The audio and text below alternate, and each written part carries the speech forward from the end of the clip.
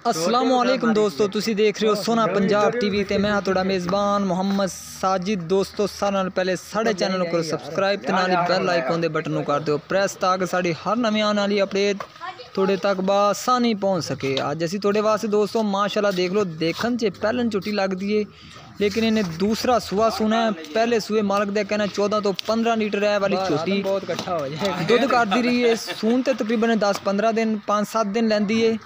तो चड्डा देख लो माशाल्लाह बड़ा सोहना है, बड़े विरलों च थन इंदे जी। बाकी जानवर तुहाडे सामने माशाल्लाह दोस्तों हर मनो झोटी सोहनी खूबसूरत झोटी है। पुट्ठा झोटी का देख लो, मुँह देख लो माशाल्लाह बड़ी सील साऊ है। 2,80,000 रुपये वाली झोटी की दोस्तों मालिक डिमांड कर दें तो कहते हैं थोड़ा बहुता प्यार मुहब्बत भी कर लागे।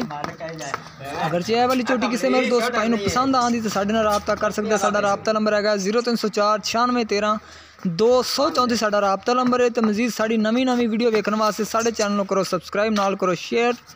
यह देख लो दोस्तों माशाल्लाह बड़े विरलों च मुठ पारदे थन ते बड़ा सोहना थन लग्या है झोटी नूं।